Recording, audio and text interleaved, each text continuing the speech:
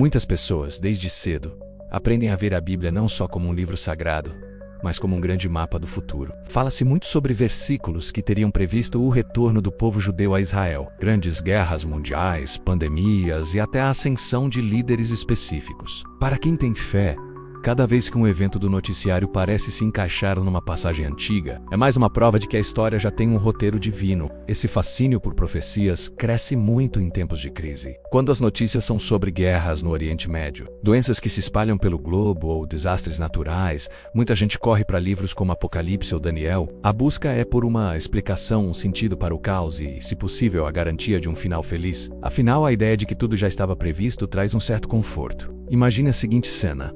Um programa de debate no estilo daqueles que colocam céticos e religiosos frente a frente. Um homem liga, com a voz cheia de confiança. Ele diz que não entende como alguém ainda pode duvidar da Bíblia, já que as profecias se cumprem o tempo todo. Ele começa a citar exemplos.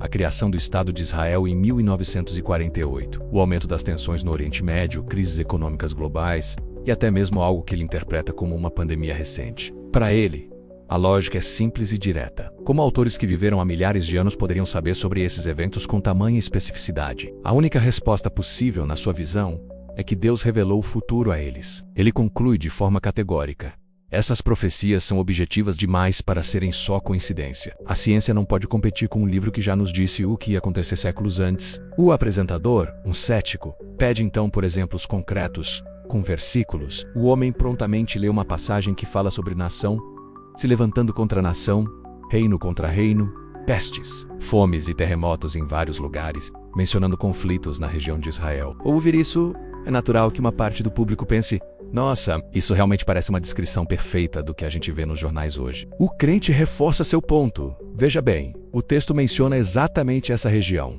Fala sobre os tempos do fim. É impossível negar que tudo está acontecendo exatamente como foi escrito. Por um momento, o argumento parece muito forte, quase imbatível. A ideia de que um Deus deixou pistas claras sobre o futuro em um texto sagrado traz uma sensação de segurança. Por mais caótico que o mundo pareça, nada estaria de fato fora de controle. Mas é exatamente nesse ponto de aparente certeza que o cético começa a desmontar o argumento.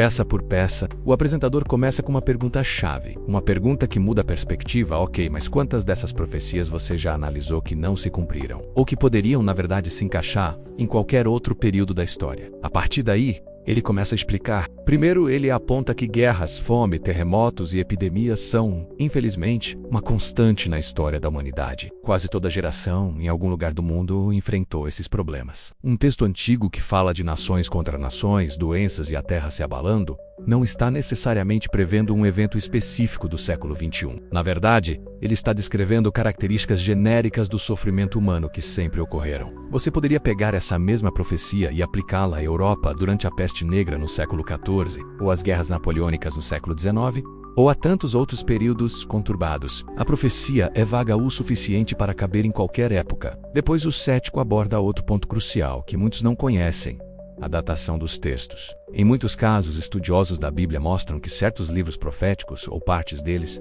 foram escritos ou editados muito perto da época dos eventos que supostamente previram. Por exemplo, se um texto que parece prever a destruição de uma cidade foi, na verdade, escrito depois que a cidade já tinha sido atacada, a profecia se torna muito menos impressionante. É como prever o resultado de um jogo depois que ele já acabou. E tem mais: o jogo da tradução e da interpretação. As Bíblias que lemos hoje são traduções de línguas antigas, como hebraico e grego. Palavras podem ter múltiplos significados, e a escolha do tradutor já influencia a nossa leitura. Além disso, muitos pregadores entusiastas de profecias praticam o que se chama de cherry picking, ou seja, eles selecionam trechos específicos que se encaixam na sua narrativa, mas ignoram o contexto original do capítulo do livro e da cultura em que foi escrito. Eles adaptam a passagem para caber perfeitamente no noticiário da semana. O cético então fala de um viés psicológico muito poderoso: a memória seletiva. Ninguém fica fazendo uma lista de todas as previsões que falharam completamente. Pense em todas as datas que já foram marcadas para o fim do mundo e que vieram e passaram sem que nada acontecesse. Pense nas interpretações que eram populares há 30 anos e que hoje parecem ridículas. Nós esquecemos os erros e só lembramos e repetimos os aparentes acertos. Isso cria a ilusão de que a taxa de sucesso das profecias é altíssima, quando na verdade não é. E para finalizar, ele levanta uma questão de coerência. Se a gente aceita esse padrão tão frouxo de bateu mais ou menos, então é verdade. Teríamos que aceitar também as profecias de outras religiões, as previsões de Nostradamus e até o que videntes genéricos falam. O problema é que muitas dessas outras previsões se contradizem. Não podemos dizer que todas são verdadeiras ao mesmo tempo.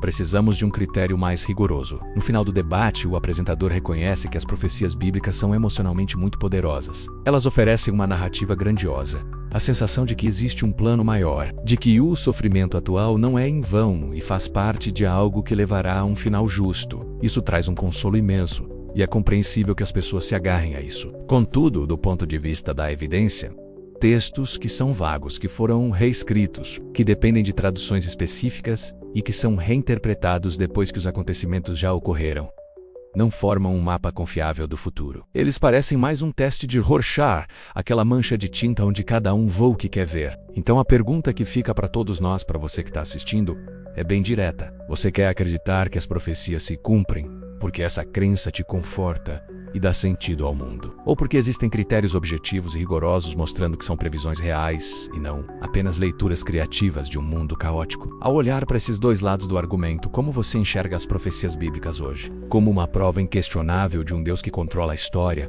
Ou como mais um espelho das nossas próprias esperanças, medos e expectativas, projetados sobre textos antigos? Gostou dessa reflexão? Deixe seu comentário aqui embaixo com a sua opinião. Vamos continuar essa conversa. E se quiser mais vídeos que te fazem pensar, não se esqueça de se inscrever no canal e ativar o sininho. Obrigado por assistir e até a próxima.